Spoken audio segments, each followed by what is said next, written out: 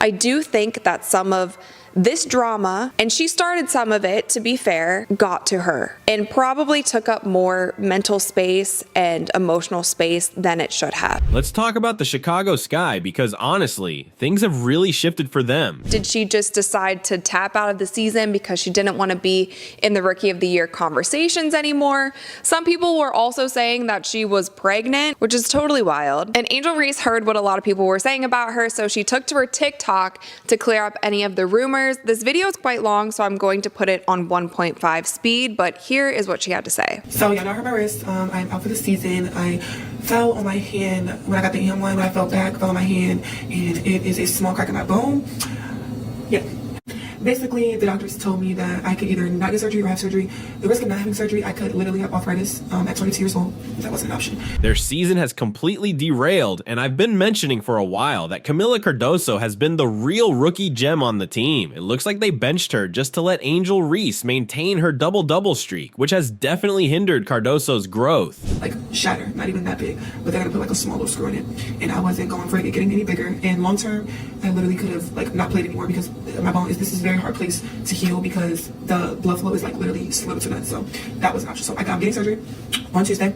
I'm literally going to be on hard cast for 4 weeks, and then I'm going to be in a soft cast for 2 weeks that is removable, and then I'm back. So 6 weeks, I'll be back.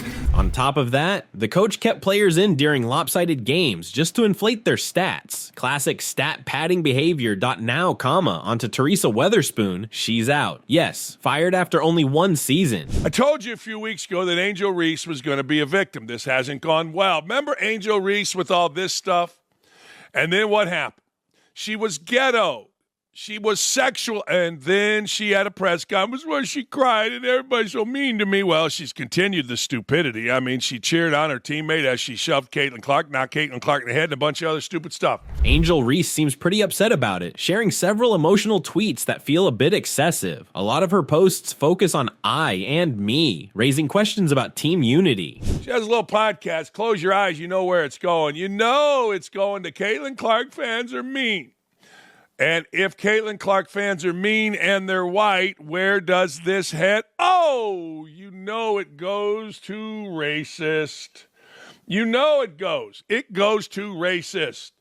And, of course, the death threats. Oh, so many death threats. It's surprising since she often portrays herself as a victim online, acting like she's carrying the weight of the world. Honestly, without Caitlin Clark, would anyone even recognize her? I don't know how Angel Reese was brought up, but she was apparently brought up to involve herself in a constant storm of drama. The racism stuff came later. No, I guarantee you that came lately. To get to the crux of the matter, the Chicago Sky have parted ways with Weatherspoon following a disappointing 13-27 record this season. My life didn't go as planned this year, although she's got a great life. Great player, at least rebounder. It didn't go the way we wanted to. It can't be my fault. No one ever said it was my fault growing up. Well, it's got to be someone else's. Who could it be? Oh, yeah, white people. Oh, yeah, white people racist, white people death threats, white people blah, blah, blah, blah, blah, blah, blah. Multiple sources have confirmed this news, and it's hard to overlook that Reese appeared to validate it on social media by expressing her heartbreak, though one might wonder if she had a bit of an emotional breakdown too. Whenever you think of Angel Reese, people often mention Caitlin Clark. You've said in interviews, there's no beef, but the media keeps going on. So how do you feel about that situation? Caitlin is an amazing player, and I've always thought she was an amazing player. We've been playing each other since high school. So I think it's really just the fans, her fans, the Iowa fans, now the Indiana fans that are like, they ride for her. And I respect that respectfully, but sometimes it's very disrespectful. I think there's a lot of racism when it comes to it, and I don't believe she stands on any of that. But when it comes to death threats, like I'm talking about people have come down to my address, following me home. Like it's come down to that. Multiple occasions, people have made AI pictures of me like naked, literally. Really? They have sent it to my family members. My family members are like, uncles are sending it to me like, no. Are you naked on Instagram? It sucks to see that, and it's really hard that I have to go through that, and now seeing other players even having to go through that. But like, at the end of the day, it's a game that we do both love. but there is no hate. Could everyone please verify that my coach, Weatherspoon, joined the team on October 12th? During her time, the team finished with a 13-27 record. Yeah, you buying that? We should put a poll out. You buying that? I ain't buying that. I ain't buying none of that. Now, she talks about being sexualized and walks around in as many skimpy outfits as she possibly. I'm not buying any of that. She could tell me, though, that I'm wearing an Outkick shirt and I wouldn't buy it. When you lie and you whine and you're a victim all the time, nobody buys any of it. You know, you can't. What is that thing? Chicago was actually in the playoff race for a significant portion of the latter half of the season, despite struggling with a 3-13 record after the Olympic break. This was headed in this direction. She's made it all about me. Me, I. The Chicago Sky, her team, has made it all about her. And she's not good enough. I mean, she's a niche player, nice rebounder around the basket. The Sky haven't gotten any better with her and that big old Cardoso out there. They haven't gotten any better. In fact, you could argue they've gotten worse. They certainly have gotten worse in the second half of the season. Unfortunately, the loss to ERRS on September 7th, mainly due to injuries, was too much to recover from. You cannot have a lack of success as an African-American woman and be disappointed and not claim some type of racism. And you can get mad at me for it, but we see it all the time. And why would I tell you this is coming if we had not seen it before? We see it every stinking time. Everything is racism when things don't go certain people's way. Now, regarding Reese, she had an outstanding season and set a WNBA record by achieving 15 consecutive double-doubles. But really, what does that have to do with my coach? I'm sad we even give this clown any type of publicity because, frankly, if you look at it from a coaching perspective, if you look at it from a team perspective, I don't give a damn what that crazy-ass Teresa Witherspoon says. It has to be a nightmare. You're losing.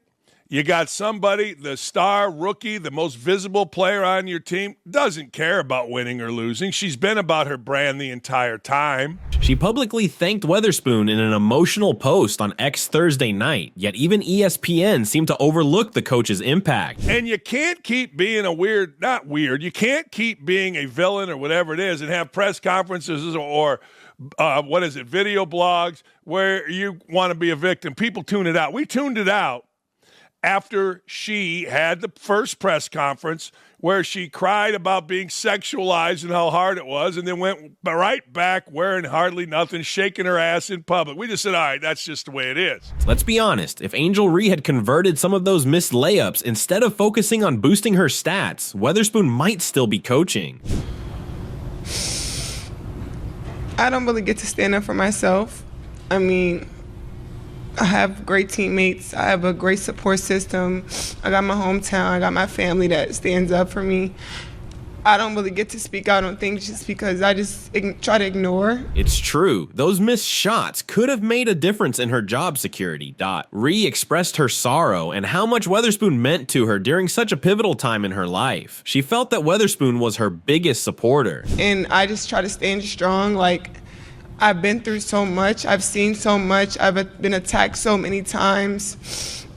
Death threats. I've been sexualized. I've been threatened. I've been so many things, and I've stood strong every single time. However, that connection might have played a role in Weatherspoon's dismissal. On that note, it would have been wise for Reese to prioritize rebounds and assists over shooting until she could consistently make over 50%. Many people don't understand what it's like to be in that kind of situation. And I just try to stand strong for my teammates because I don't want them to see me down and, like, not be there for them. So I just want them to always just know, like, I'm still a human. Like, all this has happened since I won the national championship, and I said the other day, I haven't had peace since then. Let me know if you need any changes. So you're a black woman making waves in sports, huh? That's pretty significant. I wouldn't change anything, and I would still sit here and say, like, I'm unapologetically me. I'm going to always leave that mark and be who I am and stand on that. And hopefully the little girls that look up to me, and hopefully I give them some type of inspiration that, hopefully it's not this hard and all the things that come at you, but keep being who you are, keep waking up every day. It can be challenging when you feel like you're going it alone. But look at you, surrounded by a league full of strong black women and activists. What a perfect place for you to thrive. The WNBA players are truly remarkable. Seriously, after everything this season threw your way, you held your head high. Even when times got tough, your faith never wavered. You found your way to Chicago because of your undeniable talent. Let's be honest, you were drafted there. But honestly, you've been such a quiet force in my life. Our bond has grown so quickly, and I'm confident it'll stick around. I don't question why people come and go. I believe everyone has their own role to play. You've definitely been the highlight of my season, Dot. Now we're getting all mushy. You didn't ask for this, but I just have to say how thankful I am. Love you lots. And about that comment, didn't you end up in Chicago because they chose you? It wasn't just a random decision. Some people really have wild opinions. It's like they think you're done or something. Honestly, that tweet reads like an obituary. It's one of the craziest things I've seen. And let's be real, if the team is depending on you to pull off big wins, it could be a tough road ahead. Once they started focusing on Angel Reese's record, Marina Mabrey was like, I'm out, and headed to the sun to shine bright. This situation is definitely tricky for the coach. Just remember, being drafted by Chicago wasn't your choice. You didn't have any say in that. You know, I can't really disagree. There's definitely a reason she's not around anymore. Without Caitlin Clark, would anyone even recognize you? It's kind of crazy to think about. She's the only coach who'd toss you into a game when the score is 30 points apart, just so you can grab a few points in a total rout. Maybe that's part of why she's on the lookout for a new gig. Speaking of which, check out this hilarious gif of her trying not to laugh. It's absolutely priceless. Maybe Cheryl Swoops could swoop in and help your team get some spotlight once the season wraps up. Wow, she really took some heat this time. People were brutal. And then there's Angel Reese. She's something else entirely. The things she puts out there are just unbelievable. I hope I'm not blocked yet. I probably will be after sharing this. She really knows how to play the victim card, doesn't she? I wanted to bring attention to this tweet because it left me speechless. Here's my take. For 2 years now, the media has thrived on my struggles and painted me as the villain to fit their story. I've shared my journey, but I've let it go on for too long. Now other players are facing similar issues, and that's just not fair. She continues by saying that anything beyond basketball criticism is off limits, adding, "This is America, we have free speech. You can't control what we say." She also expressed sympathy for other players going through tough times and mentioned starting her podcast to take back her voice and steer the narrative. But I had to remind her, you literally said you'd embrace being the villain and wore Joker shoes during a game against Caitlin Clark. The media has been all over you this season. Someone even gave you an MVP vote. Seriously? It's just wild how her performance and antics, combined with some questionable decisions, could be why Teresa Weatherspoon is out of a job right now. It's honestly crazy, yet all we hear about is how her coach got fired, while ESPN seemed way more focused on Angel Reese than Teresa. This league is something else. What do you think? Barbie seems completely off the rails right now. And seriously, why am I being called the villain when you said you'd take on that role?